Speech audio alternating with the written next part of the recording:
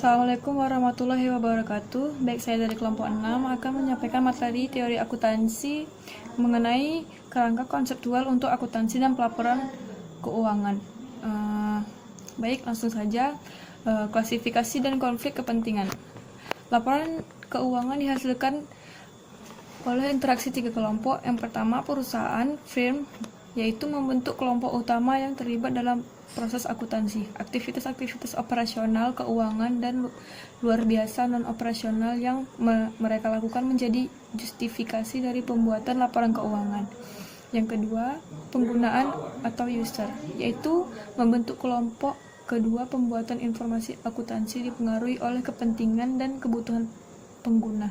Yang ketiga, profesi akuntansi, accounting profession, membentuk kelompok ketiga yang dapat mempengaruhi informasi yang akan dimasuki ke dalam laporan keuangan. Para akuntansi terutama akan bertindak sebagai auditor.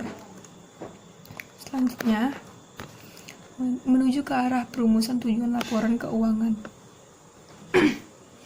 Tujuan laporan keuangan menurut APB Statement nomor 4. Tujuan tersebut adalah sebagai berikut. Yang pertama, tujuan khusus dari laporan keuangan adalah menyajikan secara wajar dan sesuai dengan prinsip-prinsip akuntansi yang berlaku umum, posisi keuangan, hasil operasi, dan perubahan-perubahan lainnya dalam posisi keuangan. Yang kedua, tujuan umum dari laporan keuangan adalah sebagai berikut. Yang pertama, untuk memberi informasi yang dapat diandalkan mengenai sumber daya, ekonomi, dan kewajiban dari perusahaan bisnis agar dapat mengevaluasi kelebihan dan kekurangannya, menunjukkan pendanaan dan investasinya, mengevaluasi kemampuan dalam memenuhi komitmen-komitmennya.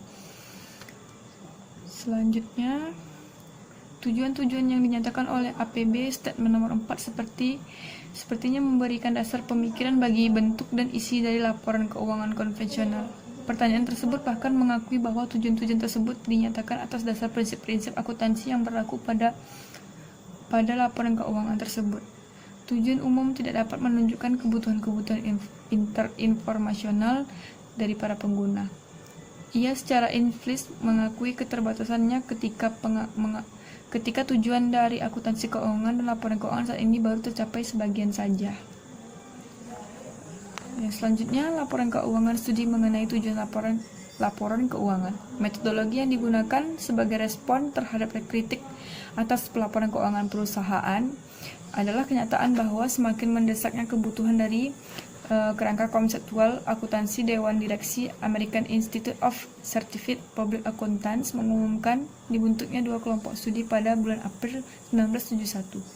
Kelompok studi untuk membuat prinsip-prinsip akuntansi yang dikenal sebagai Commit WET ini diberi tugas memperbaiki dan meningkatkan proses penetapan standar. Laporan yang dihasilkan oleh komite ini mencetuskan dibentuknya Financial Accounting Standard Board atau FASB. Kelompok studi kedua yang dikenal sebagai Komite True Board ditugaskan untuk mengembangkan tujuan laporan keuangan dengan menentukan yang pertama, siapa yang membutuhkan laporan keuangan, yang kedua, informasi yang mereka butuhkan, yang ketiga, seberapa banyak dari informasi yang dibutuhkan dapat diberikan oleh akuntansi, dan terakhir, kerangka apa yang dibutuhkan untuk memberikan informasi yang dibutuhkan tersebut. Selanjutnya, tujuan laporan keuangan seperti yang dinyatakan dalam laporan True Blood. Lampiran 6.2 menyajikan ilustrasi sebuah struktur hierarki dari tujuan-tujuan akuntansi. Tujuan dasar terletak pada puncak dan rekomendasi-rekomendasi spesifik disusun di bawahnya. 6 tingkatan tujuan tersebut diambil dari laporan True Blood. Yang pertama, tujuan dasar nomor 1. Yang kedua, 4 tujuan nomor 2, 3, 11, dan 12 yang menyebutkan pengguna dan kegunaan yang berbeda-beda dari informasi akuntansi. Yang ketiga, 2 tujuan nomor 4 yang menyebutkan kekuatan menghasilkan learning power perusahaan dan kemampuan manajemen akuntabilitas sebagai jenis informasi yang dibutuhkan. Yang keempat, 1 tujuan nomor 6 yang membutuhkan sifat dari informasi yang dibutuhkan sebagai faktual atau interpretatif. Yang kelima, 4 tujuan nomor 7, 8, 9, dan 10 yang menguraikan laporan keuangan yang dibutuhkan untuk memenuhi tujuan nomor 6. Yang keenam, beberapa rekomendasi khusus untuk laporan keuangan yang dibuat agar dapat memenuhi tujuan-tujuannya. Selanjutnya, Agar siklus penghasilan dapat dinyatakan selesai, ada tiga kondisi yang harus dipenuhi terlebih dahulu. Yang pertama, realisasi pengorbanan atau pengeluaran kas aktual dan pengeluaran kas yang tinggi. Yang kedua, adanya realisasi keuntungan yang berkaitan penerimaan kas aktual atau penerimaan kas probabilitas tinggi. Yang ketiga, tidak ada upaya substansius lain yang harus dilakukan. Selanjutnya, menuju ke arah kerangka konseptual. Hakikat kerangka konseptual. Laporan Trouble menetapkan 12 tujuan dan 7 karakteristik kualitatif dari laporan keuangan sejak dibentuk FASB setelah menyadari akan pentingnya tujuan laporan keuangan dalam penggunaan standar keuangan FASB. Bahkan Dewan juga telah mengakui adanya penurunan kredibilitas dari pelaporan keuangan di beberapa tahun belakangan dan memberikan kritik atas terjadinya situasi tersebut. 2 atau lebih metode akuntansi yang diterima untuk fakta-fakta yang sama digunakannya metode akuntansi kurang konservatif pada metode awal yang lebih konservatif. Digunakannya pencadangan untuk meratakan fluktuasi pendapatan secara imparsial. Baiklah, saya akan melanjutkan pembacaan PPT. Yang keempat, laporan keuangan tidak mampu memberikan peringatan akan masalah likuiditas yang segera terjadi. Penangguhan yang diikuti oleh penghapus bukuan. 5. Adanya optimisme yang belum mendapat penyelesaian dalam estimasi jumlah yang akan diperoleh kembali. 6. Umumnya pendanaan yang tidak tercatat di neraca atau hanya berupa pengungkapan dalam laporan keuangan. 7. Digunakannya penilaian imaterialitas yang tidak benar untuk menjustifikasi tidak diungkapnya informasi yang kurang menguntungkan atau menyimpang dari standar. 8. Bentuk menjadi lebih relevan dari substansi. Untuk memperbaiki situasi ini dan juga tidak mencari cara yang lebih tepat dalam penempatan standar dan peningkatan dan pemahaman penggunaan laporan keuangan serta keyakinan terhadap laporan keuangan, FASB membentuk sebuah proyek kerangka konseptual. Dewan yang menjelaskan proyek tersebut sebagai berikut. Kerangka konseptual adalah sebuah konstitusi, sebuah sistem koheren dari tujuan dan asas yang paling berhubungan yang dapat mengarah kepada standar yang konsisten dan menentukan sifat fungsi batas dari akuntansi keuangan dan laporan keuangan. Tujuan menegaskan sasaran dan tujuan akuntansi. Asas menjadi konsep yang mendasari konsep akuntansi akan memandu pemilihan peristiwa yang harus diperhitungkan, pengukuran peristiwa tersebut serta cara merangkum dan mengombinasinya kepada pihak-pihak yang berminat. Karenanya, kerangka konseptual dimaksud untuk bertindak sebagai suatu konstitusi dalam proses penetapan standar.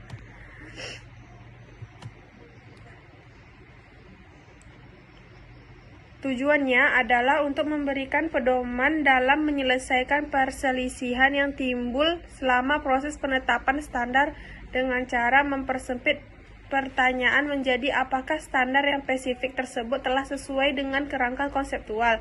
Bahkan FASB telah menunjuk 4 keuntungan spesifik yang dapat diperoleh dari kerangka konseptual. Sebuah kerangka konseptual ketika telah selesai dibuat akan: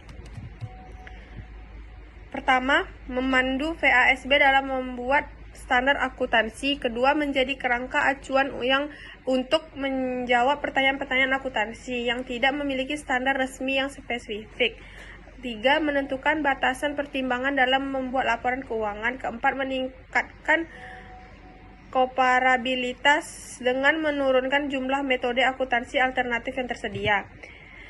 Selanjutnya, masalah-masalah dalam kerangka konseptual. Pertama, pandangan mengenai laba atau penghasilan mana yang harus digunakan. Ada 3 pandangan yang berbeda yang diidentifikasi dalam penentuan laba penghasilan. Pertama, pandangan aktiva atau kewajiban. Kedua, pandangan pendapatan atau beban. Ketiga, pandangan non-artikulasi. Pandangan aktiva atau kewajiban atau yang disebut dengan pandangan neraca atau pandangan pemeliharaan modal berpendapat bahwa pendapatan dan beban hanya berasal dari perubahan dalam aktiva kewajiban. Pendapatan adalah peningkatan aktiva dan penurunan kewajiban. Beban adalah penurunan aktiva dan peningkatan kewajiban. Pandangan pendapatan atau beban yang disebut juga pemandangan laporan raba rugi atau pandangan penandingan berpendapat bahwa adanya pendapatan dan beban dihasilkan oleh adanya kebutuhan akan perbandingan yang tepat. Laba pada dasarnya hanyalah selisih antara pendapatan di satu periode dengan beban yang terjadi untuk memperoleh pendapatan tersebut. Perbandingan yang merupakan proses pengukuran fundamental dalam akuntansi terdiri atas dua langkah. Pertama, pengakuan pendapatan atau waktu pengakuan melalui prinsip realisasi. Yang kedua, pengakuan beban dengan tiga kemungkinan cara. Pertama, mengasosiasikan penyebab dan dampaknya seperti harga pokok, jumlah, alokasi, sistem, dan rasional seperti depresiasi. Yang C, pengakuan langsung seperti biaya penjualan administrasi. Jadi, berlawanan dengan pandangan aktiva atau kewajiban, pandangan pendapatan atau beban terutama menekankan pengukuran penghasilan perusahaan dan bukannya kenaikan atau penurunan modal bersih aktiva kewajiban termasuk beban kredit yang ditangguhkan. Dianggap sebagai nilai sisa yang harus dibawa ke periode-periode di masa depan untuk memastikan terjadinya perbandingan yang tepat dan menghindari terjadinya keuntungan. Dalam dunia yang penuh ketidakpastian, tidaklah mungkin untuk membuat sistem akuntansi di mana ekuitasi buku dan penghasilan keduanya dapat memberikan estimasi nilai pilihan yang ada seperti yang diungkapkan oleh Black adalah memilih di antara 4 alternatif berikut. Pertama, kita dapat menyaring aturan-aturan akuntansi kita untuk meningkatkan hubungan antara ekuitas buku dengan ekuitas nilai, maka laba bersih akan sangat tidak teratur dan memberikan sedikit informasi berguna. 2. Kita dapat menyaring aturan-aturan akuntansi kita untuk meningkatkan hubungan antara keuntungan dengan nilai ekuitas, maka ekuitas buku akan sangat kabur dan memberikan sedikit informasi. Yang ketiga, kita dapat melanjutkan praktik yang berlaku dalam membuat beberapa pilihan yang meningkat hubungan antara ekuitas buku dan ekuitas nilai. Keempat, kita dapat meninggalkan artikulasi kontroversial. Pandangan laba atau penghasilan, maka manakah yang harus digunakan sebagai dasar dari suatu kerangka konseptual untuk akuntansi dan pelaporan keuangan.